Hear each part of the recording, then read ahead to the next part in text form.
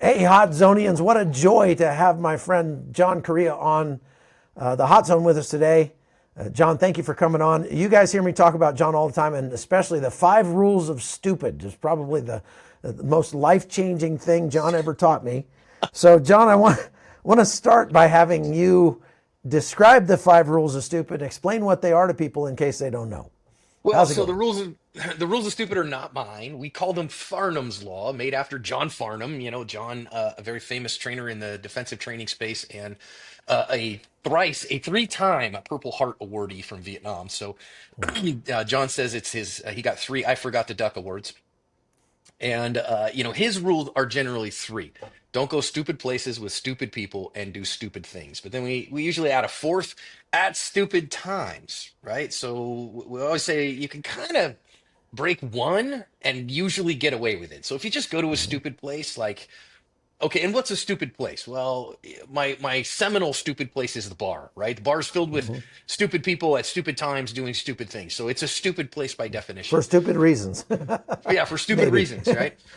And so if you just go to a stupid place, okay, fine. I joke the Walmart parking lot is a stupid place because there's a Mhm. bunch of goofiness going on there. However, there's also great tamales in the parking lot being sold out of a cooler, and so there's some value there too. Stupid times. Most people, most good folks, unless they have a real reason, like work or something, between 10 p.m. and 5 a.m. they're at home. And so when you go out in the middle of the night, that's when the cockroaches come out, and it's a stupid time. Who are the Mhm. stupid people? I always tell people in every friend group, there's you got your stupid buddy, and if you cannot identify who the stupid buddy is in your friend group, it's you. And so also drunk people are stupid. People who are competing for sexual activity are stupid. So that's what the bar comes in again, because it's a bunch of guys and gals out there peacocking for one another, Mhm. and doing stupid things. So what are some stupid things? I mean, we've been young. I said to somebody this morning that I was so grateful that all or most of my stupidity was carried out before social media was a thing, when I was a teenager. Amen, brother. And doing the dumb things, going out and carousing, going out and being out in the middle of the night doing stupid stuff with your buddies. Hold Cruising my and beer looking and for trouble. watch this stuff. Yeah, yeah, yeah. So Jumping if you off can of avoid those, rooftops man, and whatever, all the stupid yeah. things we did. Breaking and entering, whatever. I, Uh, I so, I've told a couple of stories about how, in if things had broken differently, that I would be probably a felon at this point. The stupid things that we did that we got away with, and thankfully we did get away with them, and thankfully there mhm. was no social media for us to get caught. Yeah, absolutely. Amen. Well, and that comes in very handy for me because there, of course, it's kind of my job to go to the stupid places at stupid times and do stupid things. But it always comes back, and I hear your voice in my head. I literally hear your voice in my head when I'm walking through the red light district in some Colombian town or something in the middle of the night, going transitional space. Yeah. Don't be looking at your phone. Don't be, I mean, don't, this is, you have to take steps to mitigate that stupidity if you find yourself in a place like that. So now I'm working on a new book, which is specifically aimed at men's ministries because, most men's ministries that I've been a part of in my life seem to have been organized or put together by women. Like, hey, let's get together on Thursday night and share our feelings and talk about how we suck and encourage each other to spend more time with our families while we're taking each other away from our families for another night. Things like that. Yeah, And for sure. or you get the kind of good old boy network that's like, let's go out and barbecue and shoot things, which, I'm all for that. But it just doesn't seem like, it seems like that there should be a whole lot more to a men's ministry. The men's ministry, the best ones that I've ever been a part of are the ones that are not inwardly focused, they're outwardly focused Mm. on doing things for other people, on being valuable to the community. And when I think about things like the Cajun Navy, or there are actually lots of other organizations like that, who make it their business to show up where bad things are happening and help people in times of need. And I know a lot of men's ministries that have done that sort of on a last minute ad hoc sort of, oh, hey, something bad just happened. Let's get some guys together and go help. But it wasn't something that they planned to do or prepared to do or trained to do beforehand. So my overall, the gist of my book is, why don't we make our men's ministries more like a crisis preparedness team that has an outward focus, that is intentionally planning and preparing and training for whatever crisis might come up, whether that's a hurricane or one of our guys bailing on his wife, or somebody's kid getting killed in a car wreck, or a single mother that just needs to have her oil changed. Yeah. Why don't we I focus think on that that some more? for me, the model that is, I think, underserved in American churches so much, and for anybody that's watching that's not familiar with my background, I spent 14 years as a vocational pastor, right? And now I'm a freelance theologian. I can pretty much do whatever I want. I'm not tied down to a local congregation because I run Asp instead. So, Jesus never said, "Hey, why don't we get together and talk theology?" Jesus said, "Come follow me. Come watch me. Come be with me. Come do what I'm doing. I'm going to go heal the sick and in his case, raise the dead. And I'm going to go and have fights with religious people. And I'm going to go and do these things and bring the kingdom of God with me. And you should follow me and you should do that with me. And so I always say good discipleship is caught way more than it's taught.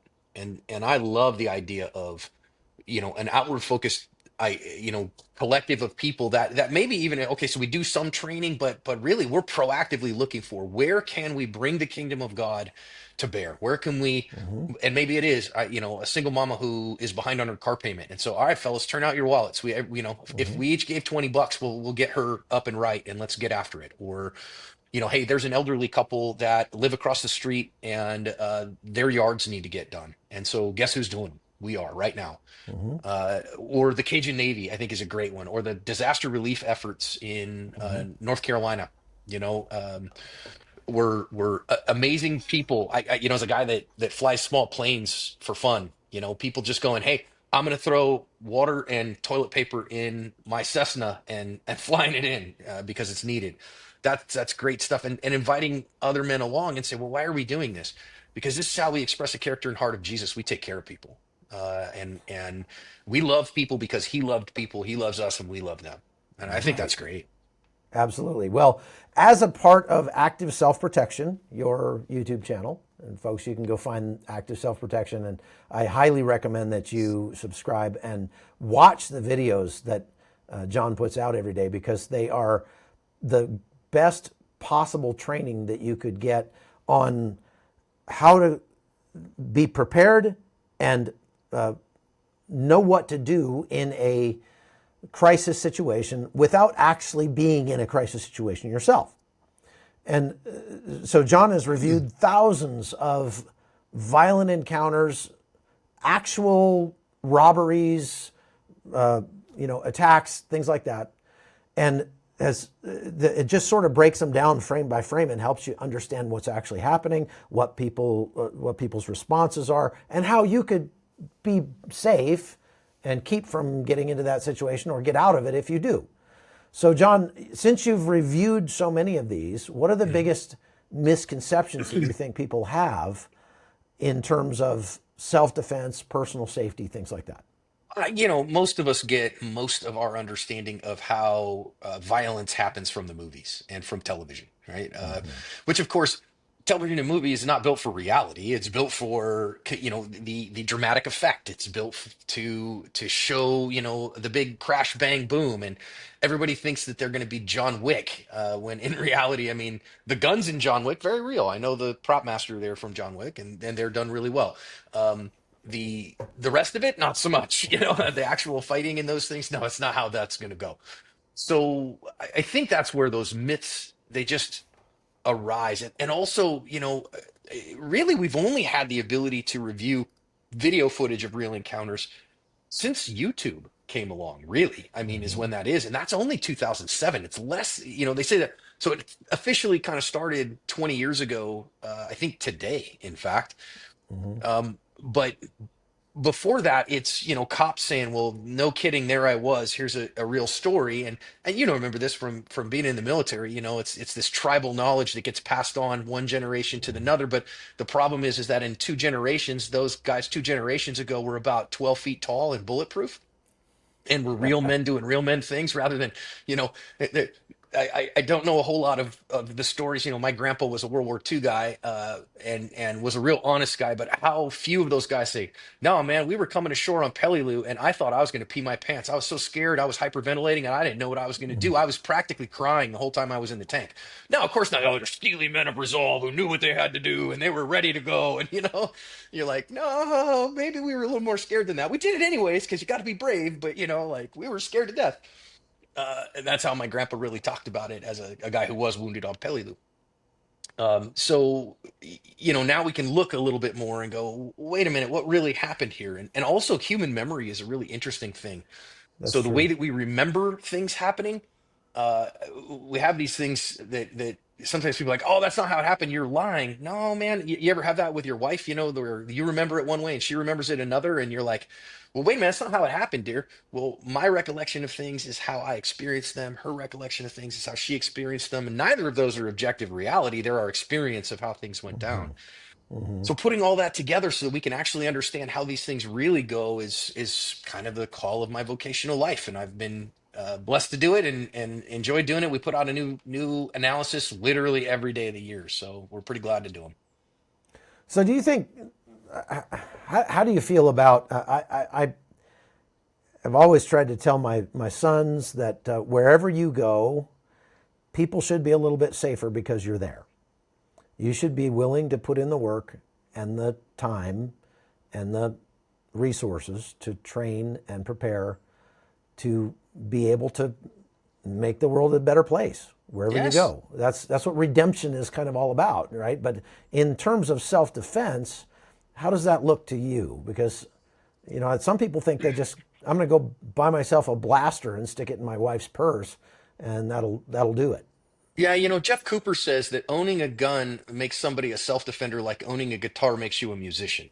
And obviously those are very different things, Uh, and I believe that every person, as part of, for me, I always say, listen, I'm an ambassador for King Jesus, right? So wherever I Hmm. go, I bring him, and that should bring human flourishing, that should bring peace, that should bring goodness, and also from a self-defense perspective, when my skill set is very high, not just I have a gun on me, I almost always do. If I'm, I live in Arizona, I carry a gun everywhere I go, whenever I'm legally able to, but that not because I have a gun on me, but because my skill set is high.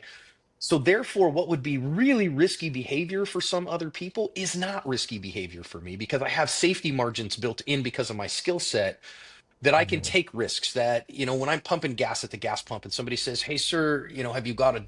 I don't have to go, hey, man, back up.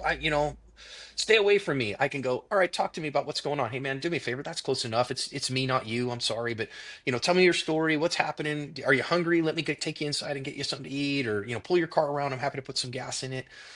And sometimes in the defensive space, people are like, John, that's risky. And I always say, I don't tell other people to do that. Your risk tolerance may be different. Your skill set's different. I have friends who have like special needs kids with them usually, and they don't take social cues well, so they probably can't take risks like that.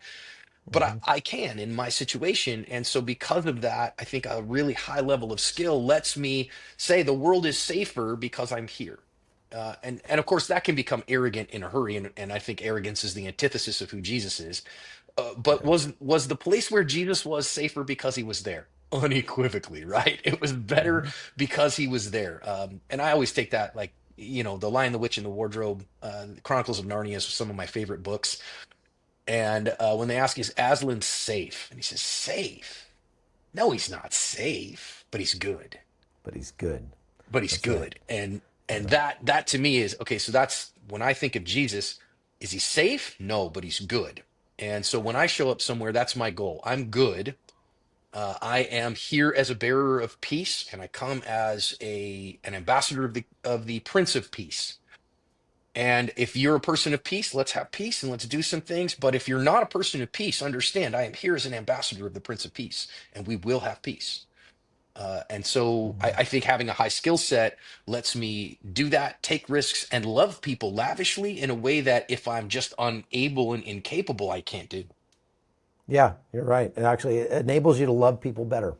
Hmm. And so, my most recent book is called Death of Civilization, and it kind of talks about the veneer of civilization that exists on top of the chaos that we see in our country, and how that veneer seems to wear thinner all the time, and people are less polite, less tactful, less even capable of the kind of civilized discourse or action that we grew up expecting or being Hmm. taught, at least I did.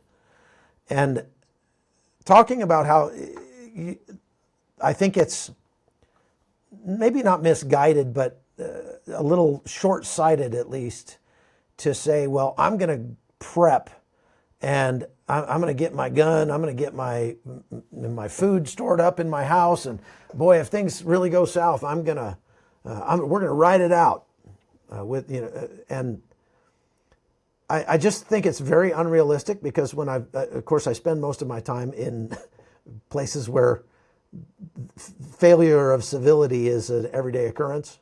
Yeah. And in places like that, the lone wolf guy that is holed up in his house is just the first guy to get robbed because everybody Right. knows he's got.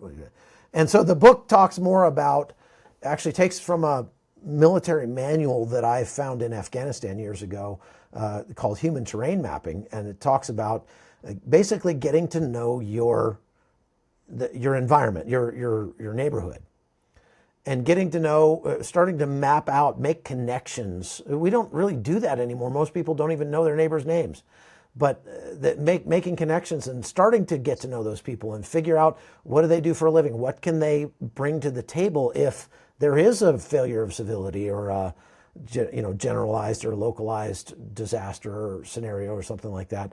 Where are the people who are vulnerable, the elderly, the sick, the invalid that might need help in a time like that? Where are the people that I'm probably need to look out for because that looks like a meth house or whatever? Start to sort of map out those connections and maybe form a preparedness group, so to speak, in my neighborhood, and as in this book that I'm working on now is talking about in my church. It doesn't have to be just a men's group, but it can be anything. So, how does working together as a team come into play in the lessons that you've learned with helping people be safe in places or events that are life threatening? It's an interesting question because I always tell folks, listen, you can't assume anyone else is coming to help. Even as a police officer, we do a couple of badge cams a week, and cops are notorious for this. They'll be, shooting with one hand on the radio with another. Shots fired, shots fired. They're basically, Mm-hmm. hollering into their diary. They're writing into their diary. I'm in trouble. I'm scared. I'm having a gunfight. Nobody's going to be there in time to help you, man. Just solve the Mm-hmm. problem in front of you. Get on the radio when you can get some help there in a coherent way. Um, and same thing, nobody's coming to save you. But imagine this: if I always say when I feel safest when I'm with one of my best friends. I call Neil Widener my very best friend on earth, Mike Williver my very best friend on earth. We all work together too, and when the three of us go out in public is the only time that I'll sit with my back to the door, Mm-hmm. because one of those guys has Mm-hmm. got the other side of that, and we are the sum is greater than its parts, right? Because we all Mm-hmm. can work off of each other's strengths and help each other and understand what each other's missions are. When our kids were little, Laura was not a part of my self-defense plan. She was responsible to make sure that if something went south, that she got the kids away from me as fast as possible so that I could deal with the problem and she could keep the kids safe. And so when everybody has a plan, then and when we work together, then Mm-hmm. we multiply and amplify our abilities. And I think that works even better in communities. So if you say, oh, okay, wait a minute, we're just going to hunker down in our house, well, then we are the few of us. That's maybe you and your spouse, maybe you and your wife, maybe you and your wife and your adult child. Um, and I say that in a gender neutral way. I've seen some young women who are pretty BA who can get down, Hmm. and some young men who that's not their thing. Okay, fine. Yeah. But then if I can combine that with, hey, and my next door neighbor and my neighbor down the block and several folks from church and some people in my martial arts community or the kids on people in my kids softball team, and we all know each other, and so then we come together as a group, and when we see that there's problems or that we detect it's a problem, we call each other. We say, I love Nehemiah. When Nehemiah said, when he stood them along the wall, when they're rebuilding the wall, and he put them in families, and they lived where they were building, and he said, listen, Hmm. we will have the horn, and when you hear the horn, you come running and help us, and when we hear your horn, we'll come running and help you. And when we do that as a community, then when they had that in Nehemiah chapter 4, then Sanballat and Tobiah, they knew they were defeated. They were like, we're not going to be able to get over on these guys, and so they were able to build a wall. And of course, the walls Yeah. of Jerusalem had a defensive function, a protective function, but also an outward facing function. That when we are strong and protected here, then we can reach out from our base from a place of safety and strength in order to impact and help other people and bring more goodness where we are. So I think Yeah. when we work together, so in self-defense sense, if dad's not just the one carrying a gun, maybe mom does too, not because we want to have more bullets flying left and right, but because then we can work together. Hmm. And then we know, wait a minute, what's your job here? What's my job here? And we've communicated that so that from a place of strength, we don't have to cower in fear and worry, but we can be proactive in love. And I think that's the heart of loving neighbor. I mean, the great, Yeah. it's a pretty simple world, really. When we try to follow Jesus, it's it's not always easy. But the great commandment is pretty simple. It's love God and love people. Like, it's not overly complicated. And when I'm in a place of strength that I know I'm okay, then I can love people lavishly and not worry about the back end of Hmm. things. So Yeah. the more we can get together in community to do that, well, then the better we can do at building bridges and loving people. And man, I think that when we're talking about people being incivil, when we're talking about people being, fractured and those things, it's up to me to, from a place of strength and love, to build bridges from there. And listen, I love you too. Let me help you. Yes, we differ on ideological things. I don't care. You're human. I long to bring you the presence of King Jesus. And that means I want to have you in my home. I want to love you well. I want to make sure that you understand that I'm for you and not against you. And so the more we do that, then we strengthen those bonds together in community. And that's like, as a guy that's an advocate for the Second Amendment, the right to keep and bear arms, I'm like, look, I just want all my friends who are all about gun control to know not that I'm a gun owner, but that I love them Hmm. and that I care for Yeah. them and that I Yeah. believe in them and that I'm here for them. Right. And And then that when they is the think point. about, gosh, man, then they come and say, John, I don't understand this argument. I don't understand this, why you don't believe that. And now we can dialogue and we can love each Hmm. other well in civility. Because you've earned the right to do so. Yeah, that's very Exactly good. right. We're an aging society. A Mm, lot of my viewers are 65 and over, and whenever I talk about these subjects, I get a lot of comments from people that say, I'm 75, I'm 80, 81, I'm not going to go out and learn jujitsu. And maybe I could carry a gun, maybe I can't. A lot of my viewers are in places where they're not allowed or they don't feel comfortable doing that. And so, what's your message to them in a society where civility is breaking down, where people are hunting them in a way, especially our elders are very often targets for yeah. all sorts of shenanigans. What's your best advice to people like that? My first one, when somebody says, well, John, I'm X, so I can't Y, my Hmm. first response is always, well, not with that attitude, you can't. And you can always do something. What can you Hmm. do? And listen, vulnerability from age affects us all. There's no question about that. And my grandpa died at 91, and was he a hard charging United States Marine? Yes, he was. But after he was wounded on Peleliu, it jacked his left hand up a little bit. He couldn't see out of his left eye. Was he as big a bad son of a gun? I think he had the great attitude. He was also one of the nicest men I ever met in my life. But what can you do where you are, right? What Mhm. can you do to maximize your physical capabilities? And of course, especially as we age, I'm 49 now, and I've spent the last 2 years, and I was woefully out of shape. And there's a lot of reasons for that, and I'm not going to dissect all of that, but a lot of that was on me. And a couple of years ago, I decided, you know what, I need to get in better physical condition, and so I'm going to make some strides, and I'm going to work on that. I've been working on it for 2 years, in a much better place. Well, not quite 2 years, about 19, 20 months at this point, in a much better place. And now I'm more physically capable. So what can you do? Mhm. I get it. You're 65, 75 years old, 80 years old. I work out with the 75-year-old man at the gym. And I see him there every time I'm there. That dude is there more often than I am. I can't show up to the gym and he's not there, for goodness sakes. It seems like. And is he, lifting power lifter level stuff? I don't know about that, but he's strong and he's capable. It keeps his mind sharp. So physical capability's good. Could you get some martial arts training? Sure, if you wanted to. I really think, though, that adage, Claude Werner is, I think, who came up with this, that if you don't want to get eaten, the number one way to not get eaten is to not look like food. And so if you're capable, so if you're like, look, I feel good in my body, I still am capable, I think uh, I don't want to get political here at all. Okay, so please don't hear this as politics in any way. But our now director of health, RFK, if you watch him, that dude is 71 years old and he's jacked. I was like, okay, now maybe the TRT is a big part of that. All right, fine. Maybe that's what as an older guy. Like I'm 49, I'm on testosterone replacement because my testosterone was low, and that's been part of me getting in better shape.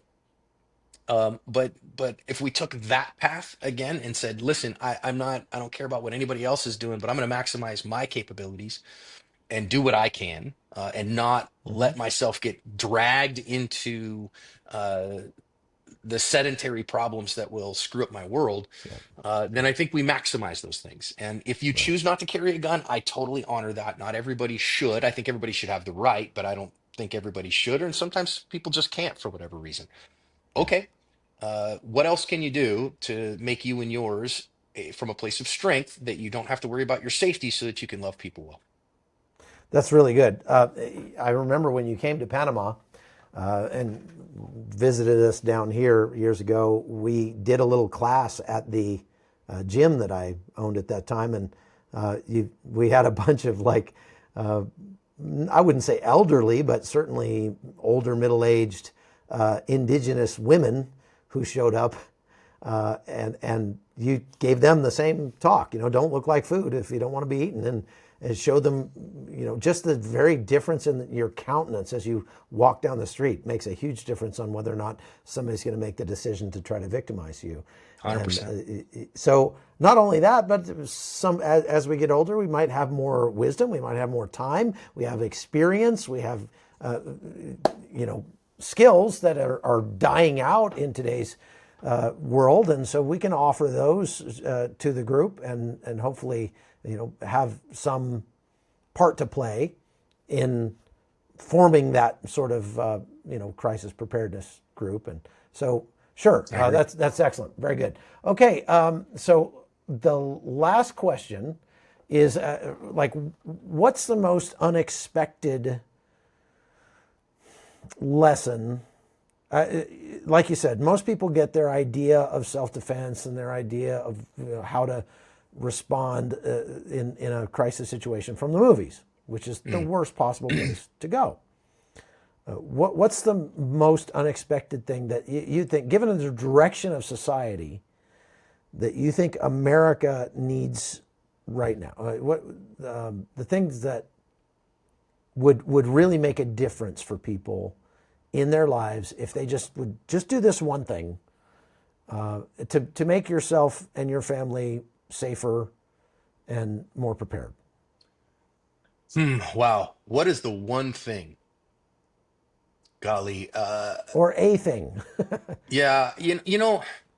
I think that so many of us right now are bifurcating and dividing into camps, and really Hmm. the current American religion, the American civic religion is political tribes, and we're Shiites and Sunnis Hmm. is really what we are. And I say that I don't denigrate people of other faiths. I want to walk with those folks too, and love them, and again represent my king to them.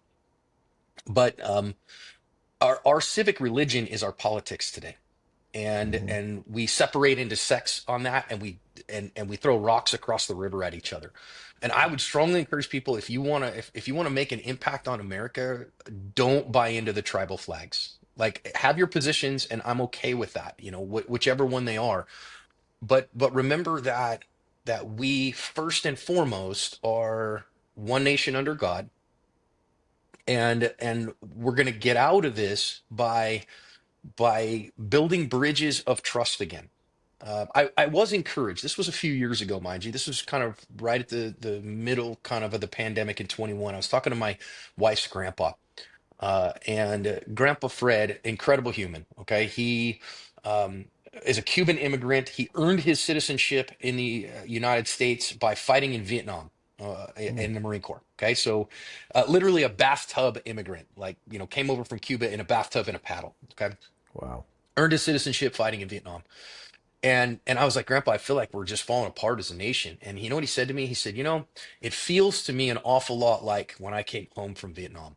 It feels a lot like what it felt like then, that we were really kind of ripping apart at the seams, that people couldn't get along, there's these various tribes that tried. And he goes, and I said, so what changed? What happened? He said, eventually we had to get over our anger towards each other and start, rather than yelling at each other, to start talking to each other and start finding where we agreed.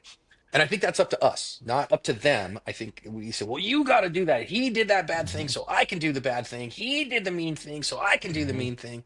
We got to stop that, right? I think, again, Jesus said, if somebody hits you on the cheek, you turn in the other one. That's not physical assault there, that's insult. And to say, hey, wait a minute, let's talk about this. Let's talk about, where do we actually agree? Where do we find, and we might have to dig real far down to find an area of agreement. That's like, I'll give you a for instance in my world, right? When we talk about gun control and active killers, right? And people are like, John, we got to have gun control because kids are dying in schools. Okay, let's find, where do we actually agree? Well, I don't agree with gun control. But John, that means you love guns more than kids. No, no, no, time out. Let's dig underneath that. We both love children, and we both want our children to be safe and to not be subject to violence in their schools.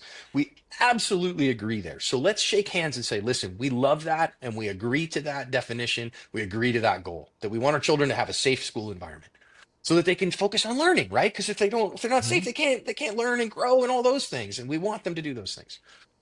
All right, good. Now we disagree on how to get there, but that's just a disagreement in policy and in play of how we Hmm. get there. So my big thing that I would say is, if I can recommend a good book, my book that I would encourage everyone to read is a book by a moral psychologist named Jonathan Haidt, Haidt, and the book is called The Righteous Mind. He studied people across religions, across socioeconomic backgrounds, across the world, and said, how do people make moral decisions? Now I'm gonna and it's fascinating reading, has been super helpful for me in how to talk to people of different stripes. And here's the thing: I tell folks this all the time, so I'm gonna lead it to you right straight. If you are politically conservative, the first third of the book is going to make you angry. You are not going to like it. If you are politically liberal, the last third of the book is going to make you super angry. You are not going to like it. Um, if you're a political libertarian, there are various parts in the book you're going to get frustrated about all over the place. Okay. And to me, that was like, I love that, because when you're like, oh man, I'm really doing that. So it's a really interesting book about how people make moral decisions, really inform me about how I make moral decisions, and therefore Hmm. how other people do. Uh, the other Wow. one, the other one for Christian, and I know most of your audience is probably believers like we are, that I would really strongly recommend, is a book by a guy named James Davidson Hunter called To Change the World. Um, that's a little older book. I think it's about 12 years old at this point. But really a fantastic look on how we, as followers of Jesus, that the best way to change the world is to not beat the world up, or not to Hmm. join the world, but to build these really dense, robust networks right next to the world, an alternative world to invite them into in peace and joy. A really Yes. fantastic look. Yes. Um, Yes. and That and I is what I'm getting at. Yeah, You and just summed up what I'm trying to say. so That's really good. James Davidson Hunter's book To Change the World, fantastic reading. You know what just kills me about this is that one of the things that draws people together is when you're sharing a threat. When you go into a battle, the people who fight alongside you are going to be your friends for life. There's no better friend than somebody you went to combat with. And whether that's your wife fighting through the storms of life or your actual buddies in combat, it works the same way. When we have a common threat, it draws us together. And I think the thing that I'm just beating my brains out, I feel like every day on my podcast, is trying to illuminate for people the fact that there are agents out there that are trying to take us down, that are working overtime to divide us and to try to get us to hate each other. And we're not seeing the threat. So many people, especially American Christian conservatives, when it goes to talk about anything, if I even mention Ukraine, people set their hair on fire, and you just But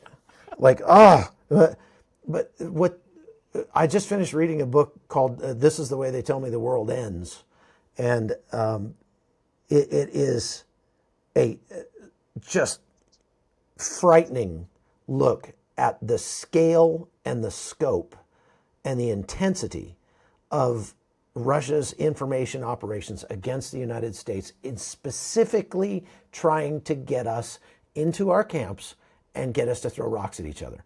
And the really sad part that I learned about that book is that Russia has found that we almost do it ourselves. Like they don't really have to work very hard to get us at each other's throats, because it's like we want to. And you meet so many people who, like, I've got my tribe, and any possible thing that comes out of anybody from the other tribe has to be wrong. Right. Like I can't live in a world where anybody who doesn't agree with me politically can possibly be right about anything. And that right there is a recipe for apocalypse in our country, I believe. I couldn't agree with you more. And I think that resisting that, I always tell folks, look, again, as somebody who follows Jesus, spiritual warfare is real. We wage not, against flesh and blood, right? Yeah. But against the spiritual forces of darkness in the heavenly places. And so I don't hate people, but I say, listen, I won't be played either. And I'm not going to be taught to do the exact opposite of what Jesus commanded me to do. He told me to love my neighbor, and my neighbor is everyone who I decide and who my heart is big enough to open to and love. And so I'm going to open my heart big enough for that. And that's like, for instance, even I can, lob a little Molotov cocktail into your audience and talk about China, right? Because you're like, oh my gosh, China's trying to take us over. I love the Chinese people. I don't like the ideas of the Chinese government. I don't like the some of the things that I see happening there, and some active efforts to subvert the United States and take over our positions. Okay, but I love the Chinese people. I won't be taught to hate them, and I won't give into that. Even as I say, I also don't want to be a tool of propaganda that is bought and paid for to hate my neighbors, to tear down my nation. Yeah. Or So Russia, or Ukraine, or yeah, 100%. Israel, or Palestinians, or any of that. Same thing. Right.